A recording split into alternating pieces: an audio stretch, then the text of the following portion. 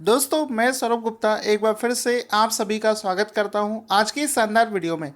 दोस्तों आज का पहला प्रश्न बना है कि हाल ही में किस देश ने हवा में ही लेजर मेथड से ड्रोन मार गिराने की क्षमता का सफल परीक्षण कर लिया है। तो दोस्तों जैसा कि आप देख सकते हो इन ऑप्शन से ही आप समझ गए होंगे इतना ताकतवर देश कौन सा है। आंसर हो जाएगा इजराइल। ऑप्शन नंबर ए इसका राइट आंसर हो जाएगा कि इजराइल देश ने एक ऐसी टेक्नोलॉजी बना दी है जिसमें कि वो लेज़र के माध्यम से ही ज़मीन से ही हवा में उड़ते हुए ड्रोन को मार गिरा सकता है। तो ऑप्शन नंबर ए इसका राइट आंसर हो जाएगा। इसमें आप देख सकते हैं कुछ इस तरीके से इसका सेटअप होगा और इसमें देखो लिखा है इजराइल की मिलिट्री ने अनवील कर दिया है ग्राउंड ब्रेकिंग लेज़र सिस्टम। तो हवा में उड़ता हुआ कोई भी ऑब्जेक्ट होगा तो इस तरीके से ये लेज़र की रेस यहाँ से निकलेगी और उसको डिस्ट्रॉय करने में ये सक्षम होगी। अब इसमें हम लोग देखते हैं एक और फोटो आपको दिखाना चाहूँगा। ये डिवाइस जो है ये अलग अलग तरीके से अलग अलग जगह पर इजराइल में सेटअप करी जाएगी। इसका एक फ़ोटो भी आप देख सकते हैं कि इसका सक्सेसफुली परीक्षण इजराइल देश ने कर लिया है। साथ ही साथ में आप लोग जानते होंगे कि इजराइल के पास में एक आयरन डोम सिस्टम भी है। आयरन डोम, अगर आपसे कोई पूछे कि दुनिया के किस देश के पास में आयरन डोम सिस्टम है तो आंसर हो जाएगा इजराइल के पास में आयरन डोम सिस्टम है। अब ये सिस्टम क्या करता है? आयरन डोम सिस्टम से ये होता है कि कोई भी देश अगर इसके ऊपर मिसाइल छोड़ता है तो उसको ये अपने आयरन डोम सिस्टम के माध्यम से हवा में ही मार गिराता है। ठीक है, दुनिया की सबसे अच्छी प्रोटेक्शन प्रणाली है। आयरन डोम के बाद में ये लेज़र जो है इसकी देश की सुरक्षा को और बढ़ाएगा।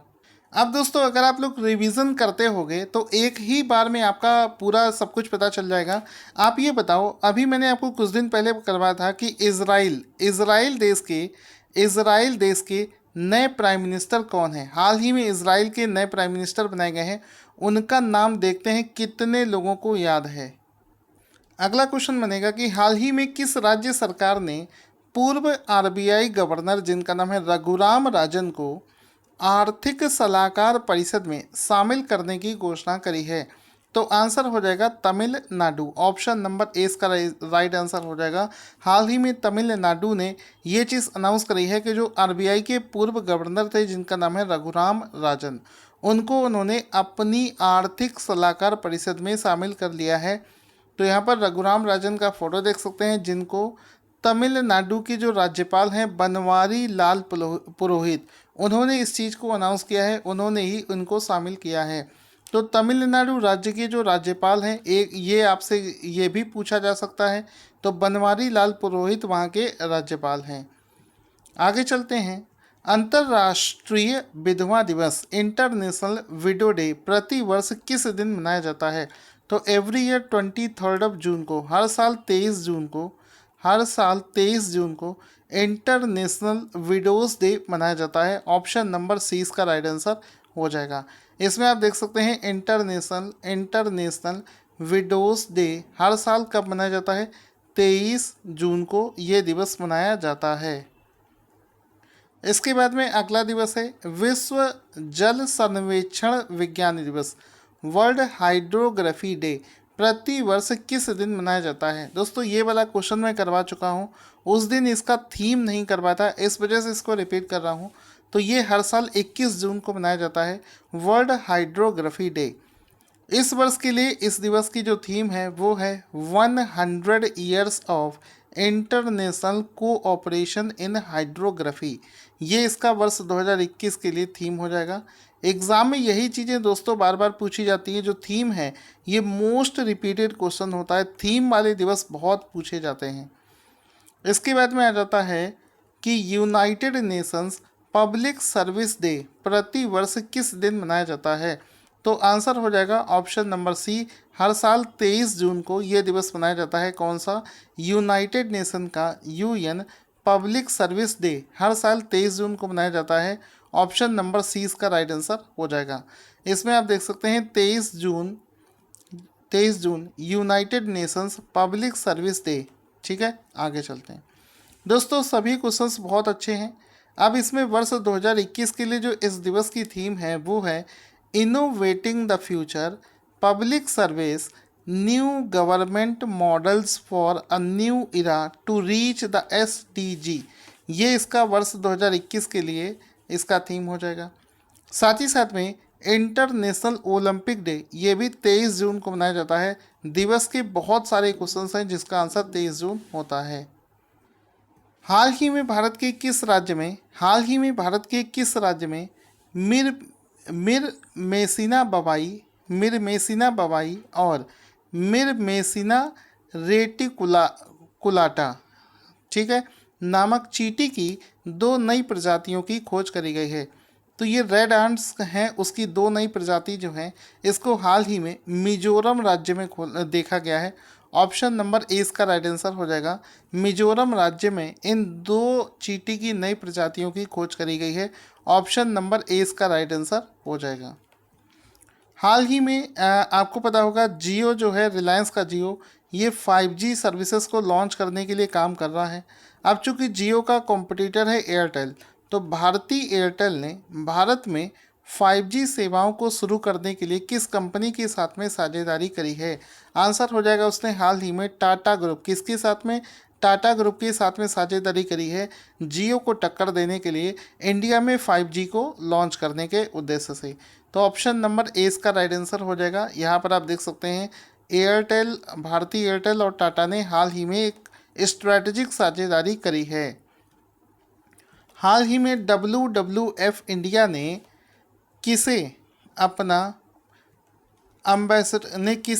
Ambassador of forest front line heroes appoint किया है? तो आंसर हो जाएगा उपासना कमीनेनी। हाल ही में उपासना कमीनेनी को WWF इंडिया ने ambassador of forest front line heroes, ambassador of forest front line heroes, ठीक है, हीरोज, ये अपॉइंट कर दिया है। किसको? उपासना कमीनेनी को। ऑप्शन नंबर 20 का राइट आंसर हो जाएगा। यहाँ पर आप देख सकते हैं WWF ने उपासना कमीनेनी को इस पद के लिए अपॉइंट किया है। यहाँ पर आप देख सकते हैं Upasana Kamineni ambassador of forest front line heroes. इनको अपॉइंट करने के पीछे का उद्देश्य क्या है?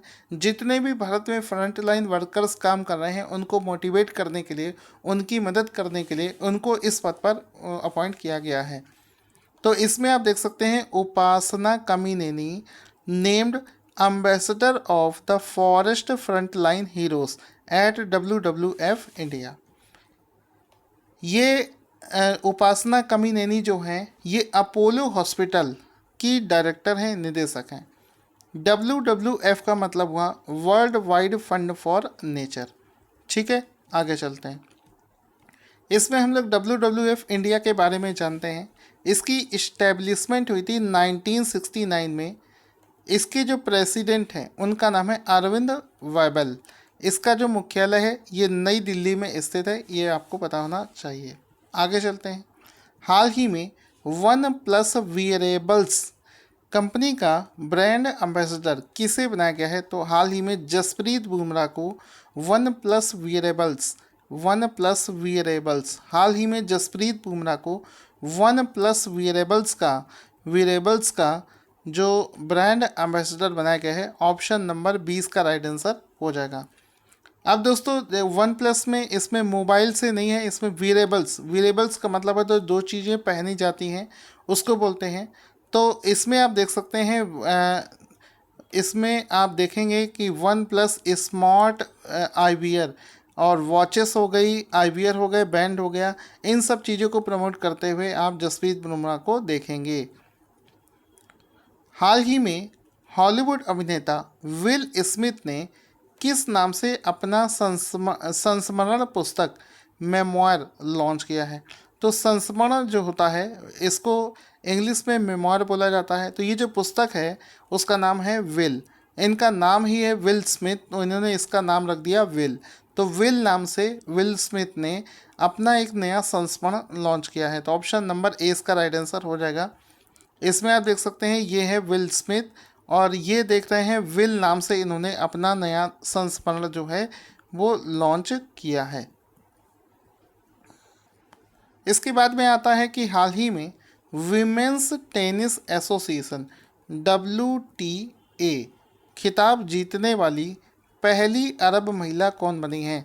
तो आंसर हो जाएगा हाल ही में ओंस जैब्योर। ओंस जैब्योर, फिर से देख लें, ओंस जैब्योर को WTA tennis association, women's tennis association जीतने वाली पहली अरेबियन महिला बनी है।